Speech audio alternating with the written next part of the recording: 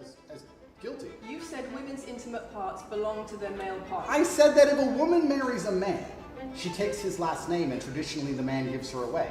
I've been pushing traditional religious beliefs, because I'm a religious man, and traditional beliefs in regards to marriage, which everybody accepted 10 to 15 years ago. So that's not a crazy conspiracy theory.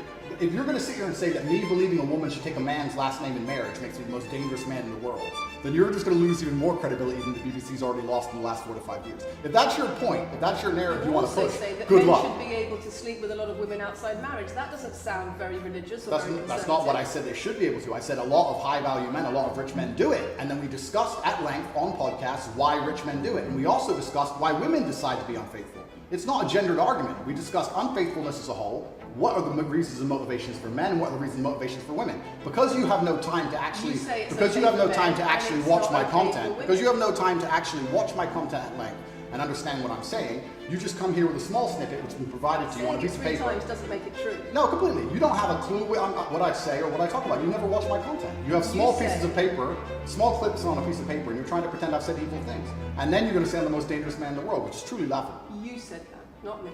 Okay.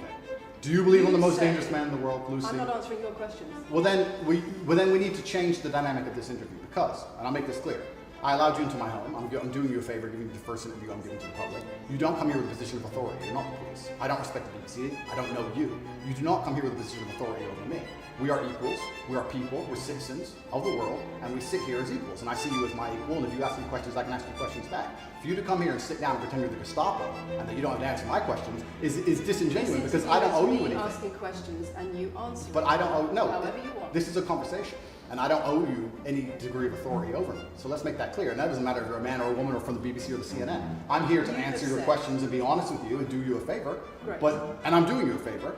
But you come here with loaded questions. You're trying to paint a narrative of me which is negative. I'm asking you about things you've said that people are concerned about. And that's fine. But you're not going to sit here and say you don't answer my questions because you're not above me. Absolutely. Well, it would help if you answered the question. I've answered every question so far. Let me ask another question. Sure. You have said that a woman's intimate parts belong to her male partner, and if she goes on OnlyFans, he is entitled to a cut of her income. You are extremely, it's very confusing to me why you're going to sit here, take long format podcasts I've done, which are 3 or 4 hours long, in context where I've sat with OnlyFans girls, 10 or 15 OnlyFans girls, where we've been joking back and forth, ignore every comment and satirical comment and sarcastic comment that the females have made, and then come along and say, you said this, and you're the most evil man in the world. I don't know if you understand what sarcasm is. I don't know if you understand what sarcasm is. I don't know if you understand what context is. I don't know if you understand what satirical content So you're saying it was sarcastic? I'm saying it was a very interesting talk show. And for you to sit here and say that that is my true core beliefs and that makes me a bad person is disingenuous. Is it? Of course not. Was it sarcasm? Absolutely. You should watch the show. You were being sarcastic when you said... Let me just clarify. You should watch the show. Let me clarify for the audience. You were being sarcastic when you said a woman's intimate parts belong to her male partner. No. You didn't believe that. No, it's not that. It's that you haven't watched the show at length. And you should have, because the woman was saying, my man's car belongs to me because he's my man. And she was on OnlyFans. And then 20 minutes later, when she said she was on OnlyFans, I said, well, you're selling your body, that belongs to him because he's your man. And she laughed, she laughed, and she said, yeah, that's probably true. If you watch the show, it will make sense. For you to come here with doing no research at all, and then say, I don't understand what I'm talking about, but I've got this piece of paper with a few things printed off, that's why you're saying the silly things you're saying. You should watch the show, do some research. Do you believe it? I've already answered the question. Not really. Of course I have. Can we move on? I've answered the question. Do you believe that a woman's intimate parts belong to her male partner? Of course not. I've just answered the question. And does this woman believe that her man's car belongs to her? It's not a gendered argument. I really think that it's genuinely sad that when the BBC has a chance to finally interview me at the end of all this Matrix attack, that they don't come here with any kind of genuine openness to try and understand my influence over the world, or the things I push, or what I'm trying to teach the world, or why I'm a good influence on the world, because I am a massively good influence. Instead, they come here with pieces of paper, with printed out excerpts from 5-year-old podcasts, taken out of context, to attempt the same Matrix attack on me, which has been attempted endlessly Every single person in legacy media has already tried this, and it doesn't work. I really encourage you. I encourage you to read the comment section on YouTube when this goes on YouTube, and you will see that nobody believes a word you're saying. The This is reason garbage. we're asking you about these comments is because we've got the chief executive of Rape Crisis naming you individually as spreading a dangerous ideology of misogynistic rape culture. Absolute. It's the comments you make that are leading people to say things like Absolute this. garbage. National organisations who are saying that are blaming you for increasing levels of misogyny. Schools that are saying they are having increased incidents of girls being attacked, of female teachers being harassed. If that was by true, pupils, because of you and your teaching, well, that's absolute garbage. I have never, ever encouraged a student to attack a teacher, male or female, ever. I preach hard work, discipline. I'm an athlete. I preach anti-drug.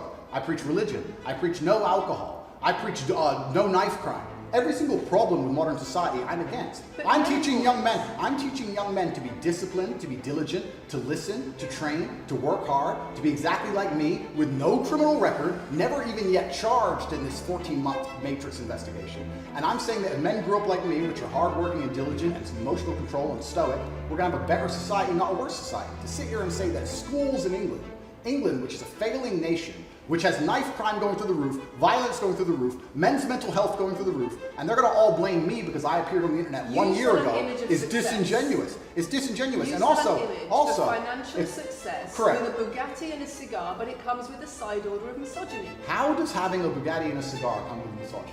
Because it's all mixed together in what you teach. You teach that if a woman comes home and accuses you of cheating, you should hit her with a machete, shove her off. Is that what I teach? That's what you say. No, if you actually watch the clip, it will be about the woman attacking me with a machete. As usual, you've not watched the video, taken out of context, flipped it, and attempted to attack me with a small excerpt. Let me tell you something, Lucy. I'm sure you're a very nice person.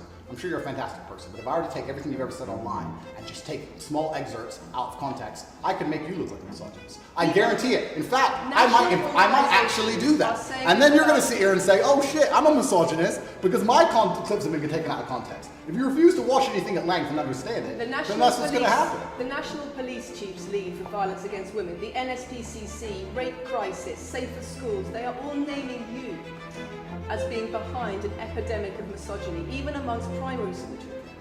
The idea that I made primary school children misogynistic because I own a nice car. Is that your argument? It's the misogyny that comes along with it. Oh, owning a nice car is misogynist. No, it's the misogyny that comes along with it. How does misogyny come along with owning a nice car? Because you have an image of financial I'm glad you're answering my questions now. We finally got the dynamic. You have an image of financial success. She's answering my questions, as she should. Excuse me. You have an image of financial success, but it comes along with attitudes towards women that are really problematic. My attitudes towards women is that women should be protected and provided for, and I've said that at length. In fact, I've said that over 50 times online, you never mention it. I say that my girlfriend doesn't have to work unless she wants to, I take care of her, I die to protect a woman. I've talked about how I've stood up and faced a knife to protect a woman. And in return, you want authority over her in the way you have over a child or a dog. Absolutely not. I've said that women should be protected and provided for. And in return, you want authority over her, because if you have responsibility for someone like a child or a dog, you say, you have authority over them. If you want to go down this argument, we'll go down this nuanced argument. I said that if I have responsibility for her safety, I should have a degree of authority over her safety. Meaning, and let me explain my point.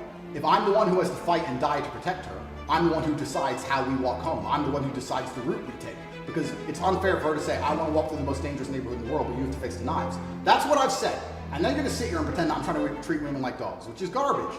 Every single man in the world who loves this woman understands that he has to protect her. And every single woman in the world likes the idea of a man who would protect her. If you were to say to most women home right now, do you want your husband to protect you in a violent attack? They'd say, yeah, of course. Nothing I've said is misogynistic. If you said to most women, would you want to lose authority in the relationship, to not be treated as a free and legal equal to your partner? I didn't say that. I said I need to have authority over the route we walk home. When you compare women and the authority over women that you believe you should have to having authority over a child or a dog, it's not the same, because a woman is a free, legal adult. Correct. You're equal. Free, legal adult, my equal. But if I had a girlfriend and we were walking home late at night and I said, let's not walk down that area, it's a bad area, I have to protect you if anything happens, I want to take the long way. And she said, no, I have to walk this way, even though it's the most dangerous route, I must